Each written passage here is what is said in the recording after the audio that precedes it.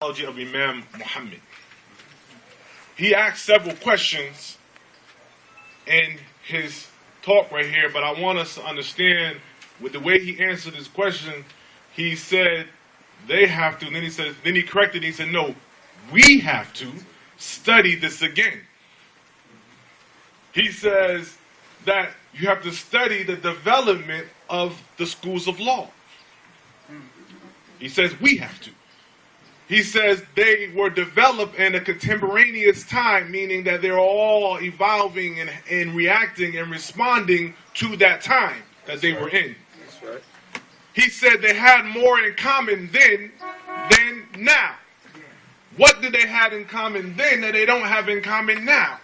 These are the questions that we should be asking. The theme, he says that we should also tell them that they should reread and study it again in light of these changes that we are facing on this earth.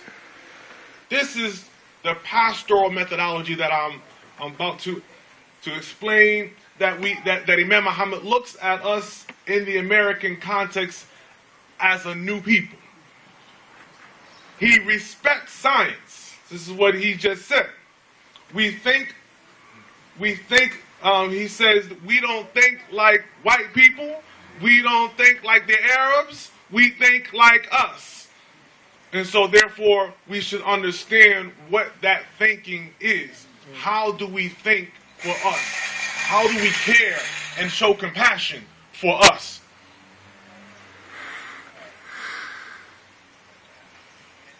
I was researching, following my Imam's direction, and I found Imam Sheikh Abdullah bin Bayah. He gave a lecture in 1999 in California. And in his lecture, he was talking about Muslims living in non-Muslim lands. And in this lecture, he said the following. He said, one of the disasters of this, what you have here in America, is that you find yourselves here, is that Muslims making hijrah to these lands from Muslim worlds, bringing their baggage along with them. So they are bringing all of their problems with them, and they have nothing to do with the new circumstances that they find themselves in. Right. Furthermore, the challenges that they have in these new circumstances are so great that these problems that they are opening up are causing all kinds of trouble for them. That's right.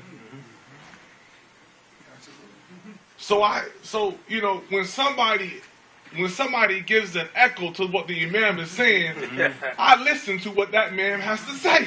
That's right.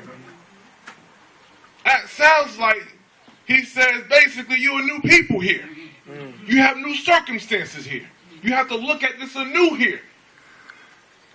And so I'm now going to get into the meaning of the term of this conference from the Quranic perspective, from the pastoral Quranic perspective. The term that is used for this conference is called what? Uswah. It's used in the Quran in two places. It's used in reference to the story of the struggle of Abraham and his people. And it says, take Abraham and his people as a model in their struggle. Uswah is also a model to be taken of a people and a prophetic messenger on how they survived and evolved in a struggle. The next ayat uses a term. The term is called what again? Uswah. The next ayat that's used is when it refers to the Prophet Muhammad as being the best right model. In the ayat, in the context, is about his struggle. And him being a model of pastoral concern or care in his time of struggle. Yes. So Uswah in the Quranic context is all about how to survive in a land and a time of struggle. And so Imam Muhammad has taught us how to survive in the land and time of struggle.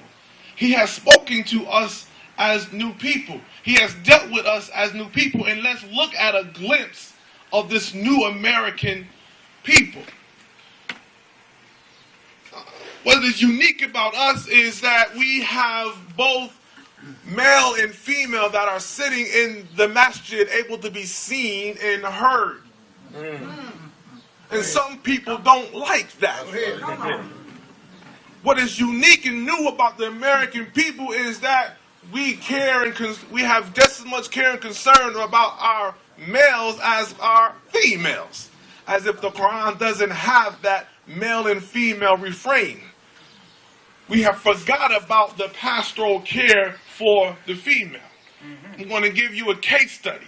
I'm a chaplain, so I'm going to come from my expertise. Go ahead. If you don't mind. Yes, sir. Yes, sir. Y'all have patience with me a little bit. So on my case study, when I was studying my master's thesis, I was like, what is my people suffering? So I'm working in this prison complex, and I'm noticing that the men are being given care. They have an imam who comes in and gives a khutbah, a sermon, and all these things, but the Muslim women do not have it. And it bothered me. Because I know I'm from Imam Muhammad's community, and there's women that attend our masjids on a regular. Right. And they run the boards. If they wasn't here, the place would fall down. And so why, when they're locked up, do we forget about their souls? As if their souls are not to be cared for. Equal to on the level that's done in this masjid.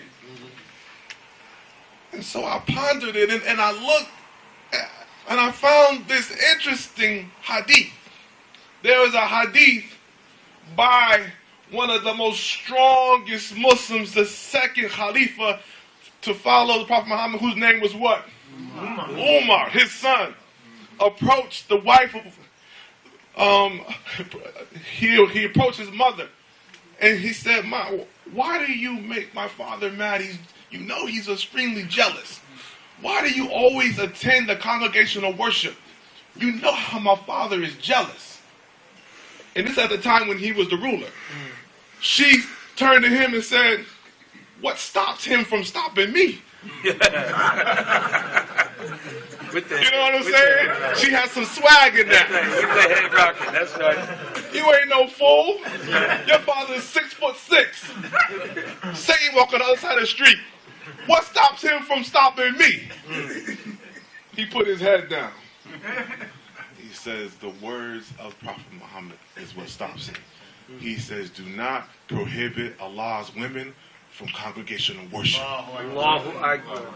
That's what stops him. That's right. Oh, when I read that, it was on and popping.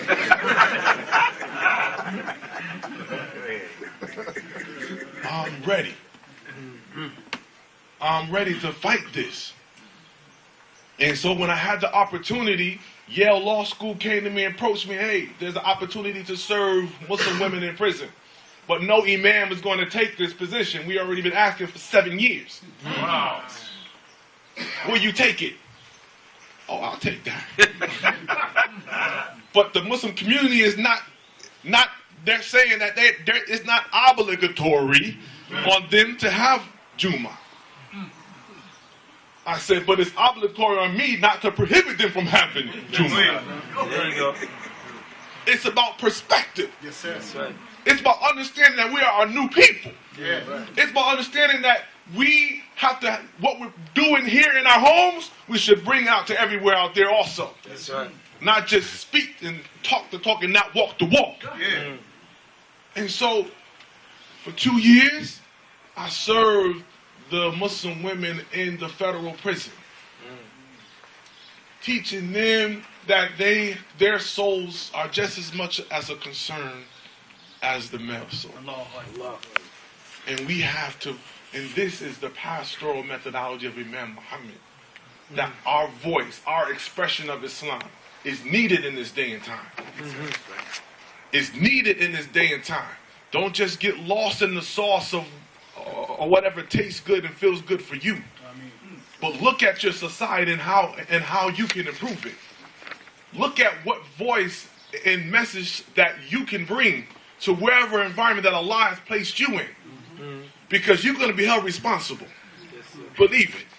You're going to be held you're going to be held responsible for carrying on the message of Imam Muhammad and his pastoral care. And this is his methodology. And it's not different. We don't have a different, it is in our law schools. It is in our law schools. It is khilaf, the fiqh of khilaf. It is expensive. That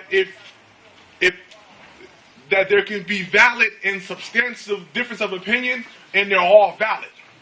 And we have to be comfortable. We have to be comfortable within our skins to know that, and to speak that, and to express that. Like Imam Muhammad was in this academic setting, and he spoke it, and he expressed it, and he called it what it was. That's right. And I'm only here to tell you to listen to his words and follow them. Assalamu alaikum. Allah Akbar.